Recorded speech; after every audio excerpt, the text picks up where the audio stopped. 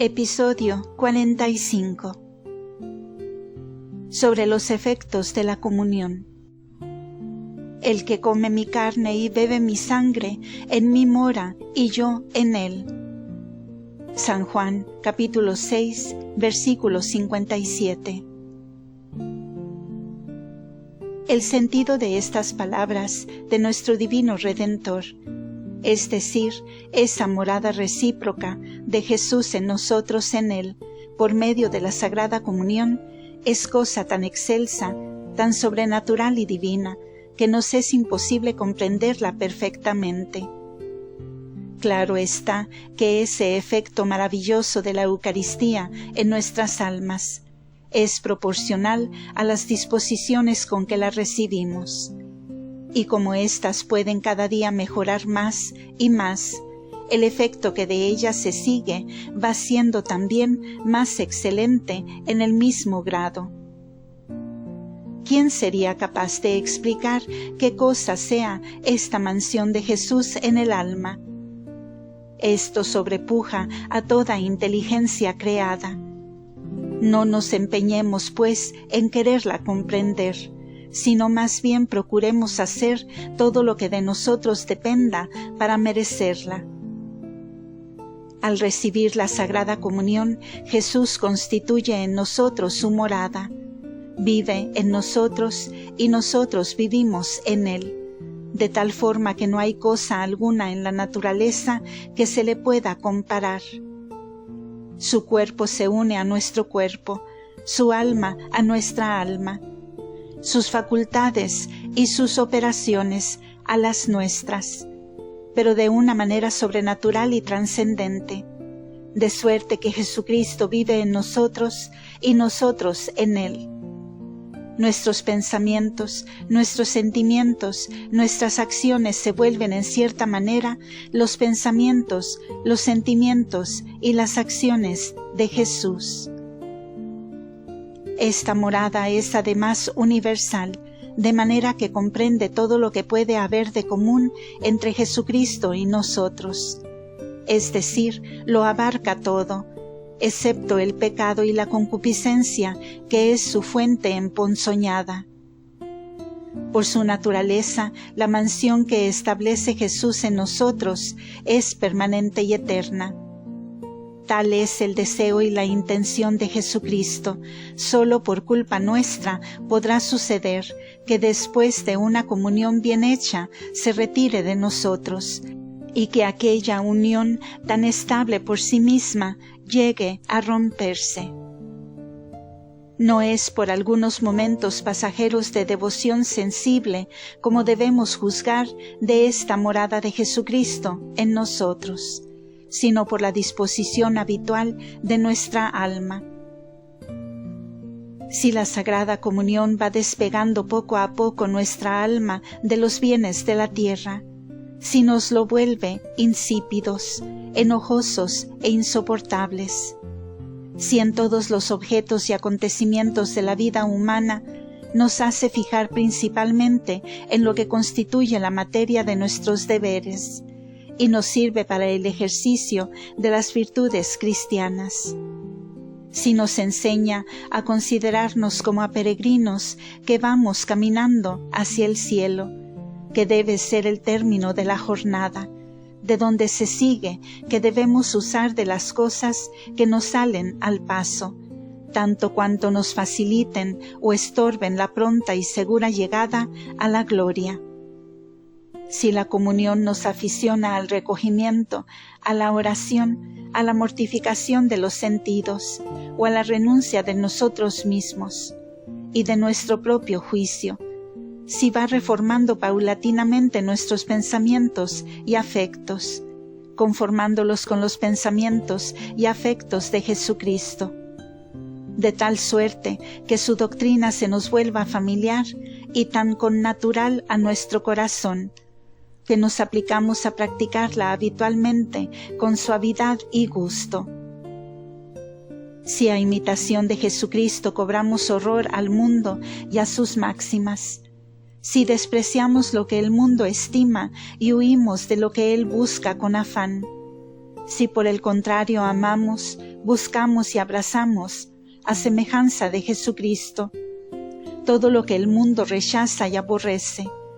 No cabe duda que va siendo más íntima y perfecta nuestra unión con Jesús, el cual establece más y más perfectamente su morada en nosotros y nosotros en Él.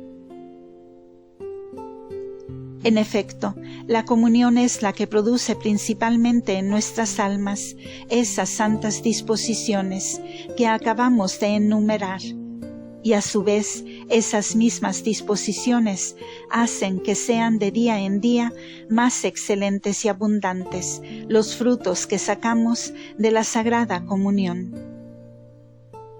De esta manera nos vamos transformando poco a poco en Jesucristo, y cada comunión añade trazos más perfectos a esa transformación. Todo el secreto, pues, para sacar de la comunión el provecho que Jesucristo se propone, está en aplicarnos desde una comunión a otra, permanecer unidos con Él de la manera más íntima que podamos, en dejarnos animar y conducir por su Espíritu, en suplicarle no permita que pensemos, digamos o hagamos nada que Él no pueda aceptar como suyo. Todo esto pide gran atención y continua vigilancia de nuestra parte, pero adviértase que esta atención y vigilancia ha de estar exenta de inquietudes, zozobras y esfuerzos, los cuales sólo contribuirían a robarnos la paz del corazón. Hemos de procurarla, pues, con sencillez y naturalidad. Persuadámonos de una vez para siempre de que la actividad propia lo estorba todo, cuando se antepone a la acción de Dios y se desvía de ella, en vez de seguirla. Ahora bien, siendo indudable que por medio de la Sagrada Comunión Jesucristo mora en nosotros, ¿qué cosa podremos hacer mejor que ponernos del todo en sus manos y rogarle imprima a nuestra alma su divino soplo, haciendo de nuestra parte sencilla y pacíficamente lo que Él nos dicte al corazón? Mientras el alma determinada a seguir en todo a Jesucristo more en paz en su interior, puede estar bien segura de que Jesucristo la conduce y la dirige. La mejor manera de prepararse a la comunión es rogar humildemente a Jesucristo que se digne prepararnos por sí mismo. Él lo hará muchísimo mejor que nosotros, y como de nuestra parte nos habremos limitado a secundarle, atribuiremos a Él solo todo el honor. De este modo no se nos ocurrirá siquiera que los buenos sentimientos que en ella experimentamos sean efecto de nuestra industria, sino que reconoceremos humildemente que Él los ha infundido en nuestras almas. Lo mismo, digamos, de la acción de gracias, que no consiste en hacer grandes esfuerzos para manifestar a Jesús nuestra gratitud por el incomparable beneficio que se ha dignado dispensarnos, sino más bien en recogernos cuanto podamos en su divina presencia y escuchar atentamente lo que Él nos hable al corazón.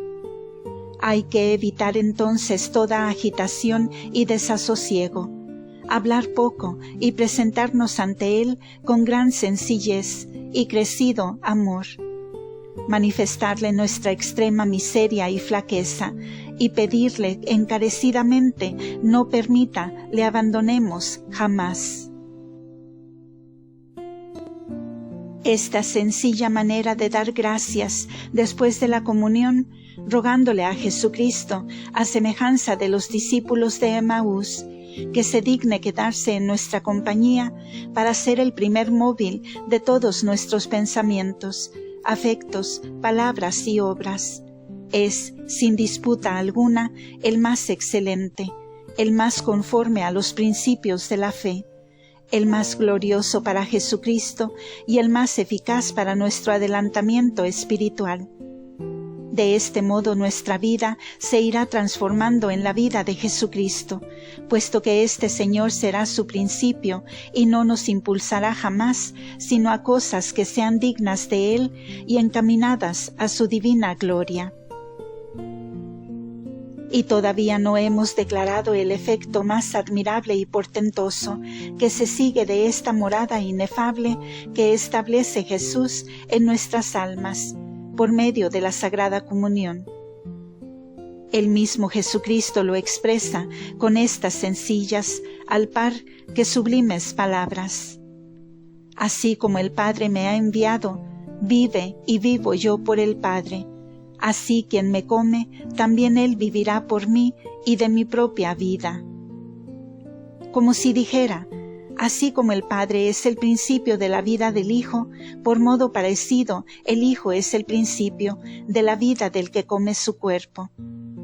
El Hijo mora siempre en el Padre, porque recibe siempre la vida del mismo Padre. Este mora siempre en el Hijo, porque le comunica siempre su vida por una acción que no pasa jamás.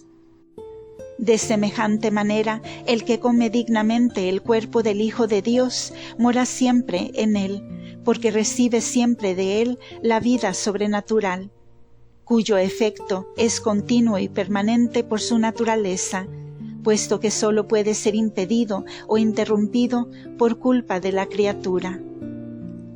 Pidamos pues a Jesucristo la gracia de poderle recibir todos los días, a fin de que podamos así participar mejor de su propia vida y transformarnos en él más perfectamente, comulgando de día en día con más excelentes disposiciones.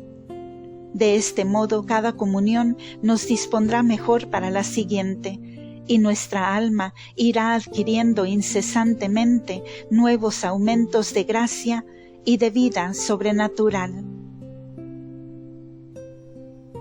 Continuará.